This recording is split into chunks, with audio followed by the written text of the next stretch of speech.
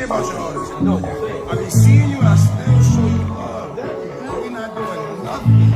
Because when I had no name, that's how you was acting with me. That is just a fact.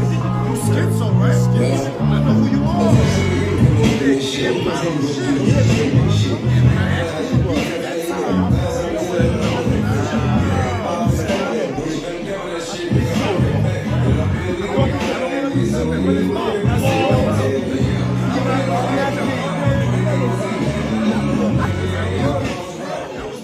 Yo, you ever elevate in life and then you get to thinking like, yo, I wish so-and-so was with me to experience this shit. Like, I wish, like, whether it's a girl, some friends, whether it's a family member that passed away, whether it's somebody you used to spend time with, whether it's somebody that, like, there's been females that I dealt with that fucked with me when I had fucked up teeth. Now my teeth better. I be thinking about that shit. Like, you might cop a new car, you like, yo, damn, y'all wish so-and-so was passenger with me in this joint. Cause, 10 years ago, 5 years ago, we was catching the bus together.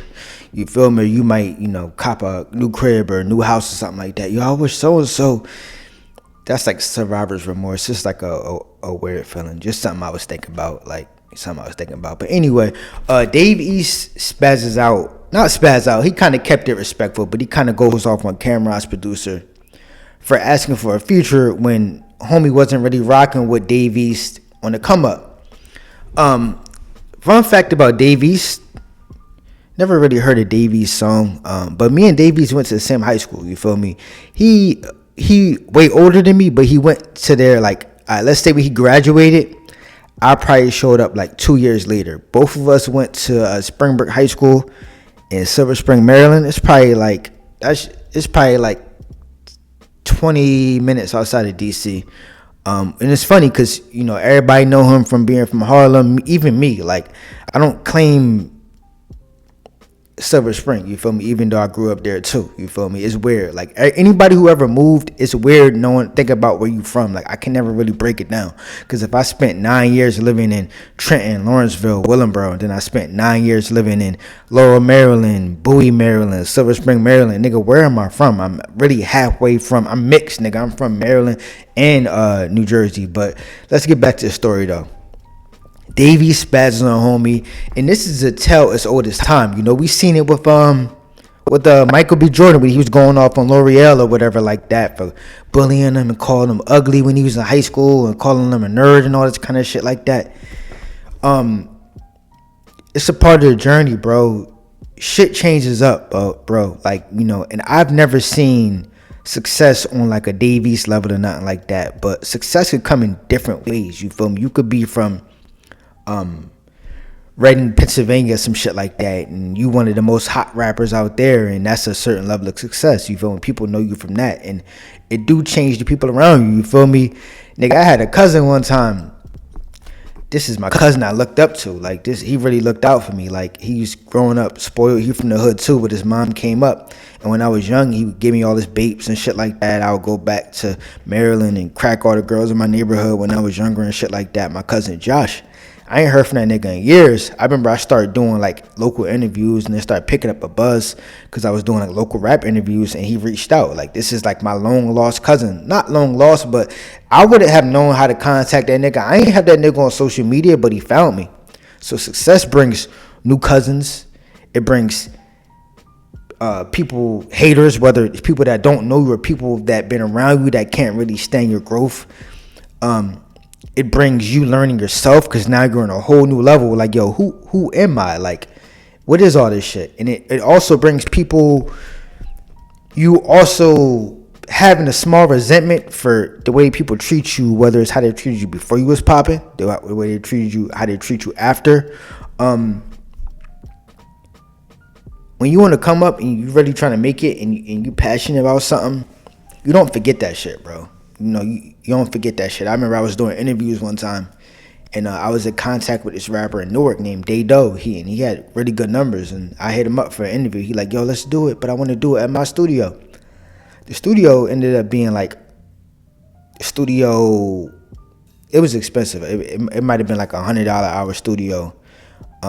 You got to book 2 hours, which is way more expensive than I was paying in Philly, which Philly might be $50 an hour. you got to book 2 hours, and then I would be going to the white studios, which the white, if you ever doing content, go to the white studios. Even Vlad TV, I found that he does it too. But when I was doing interviews, I would book at the white studios because they got cheaper rates for the rehearsal hours and shit like that for the rock bands. Like white people, it's priced more friendly. Niggas be trying to charge you crazy. But anyway, back to the Day-Do story. This nigga tells me to book his studio or the studio he go to. I book it $200 or whatever like that. I'm about to drive from Trenton to Newark, about an hour and a half. This nigga don't even show up, bro. I waste $200 in the interview, bro, on booking the studio. I ain't even walking. I could have just walked to the studio and at least got some footage in there, at least recorded my own videos or something like that. But I ain't even show up to the studio when this nigga said he not doing it, bro. Shit like that, bro. You want to come up and you spending money, you're networking with people and shit like that. It's a slap in the face, bro. Whatever the producer, whatever Camron producer said to Davies or whatever like that, or done for him to react this way, I understand it, bro. It's a slap in the face, bro. It's 100% slap in the face. And to a certain extent, you could be humble with it and be like, yo, you know what? I'm going to show him the love that he wouldn't show me. But at the same time, it's like, bro, nigga can't respect it. The only thing I will tell Davies, though, is like, it's ebbs and flows to this shit. You feel me? Everybody will come up and go down. And it is also niggas that's going to always be bum-ass niggas forever. I'll be real with you.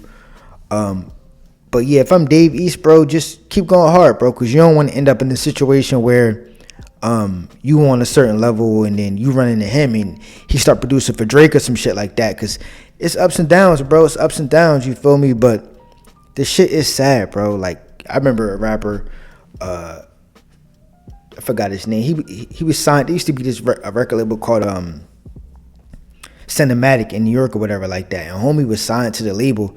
I asked him for an interview. He like, yo, $500. And this is the rapper who wasn't doing no numbers.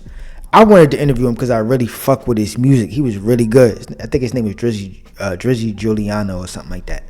Really talented, bro. And that nigga ain't doing shit. He ain't on nothing, bro. Like it it get tricky, bro. Like in real life, get tricky out here. You know, it might be certain girls that they W on the come up. They might look at you like, yo, what is this nigga doing? He ain't on nothing. He ain't getting on. You start getting a little motion now. Everybody come back into play. Now, on some real nigga shit, when the females come back into play, if she look good enough, you gonna crack her just for the old time's sake or whatever like that. But certain niggas, it's just, I can't rock with you, bro. Like, I do understand, like, at the same time, there is a certain thing about it, which is kind of sad, bro. Like, even when you look at some of these rappers, a rapper might have the biggest hit in the game. Yo, that's my brother. That's my arm around. Yeah, that's my brother. The nigga get cold. They not brothers no more, bro. A lot of this shit is transactional to a certain extent, bro. I'm gonna be real with you. A lot of this shit is transactional. It's based off what they can get from you. You feel me? So that's probably what the producer, he was kind of moving off that time. You know, but it is what it is, bro. Davies kept it solid. I don't know what the producer did to make that nigga react that way. But you gotta watch how you talk to people. Watch how you treat people, because they might not remember what you said. They might not remember, what you did, but they're gonna remember how you made them feel, bro. And some shit really, like, that's why I kind of go out of my way to show love. I never want to make somebody feel bad, you feel me, or feel discouraged or some shit like that, or just make somebody feel a certain way, because we already dealing with enough resistance day to day, you feel me? Digital thugs them out, like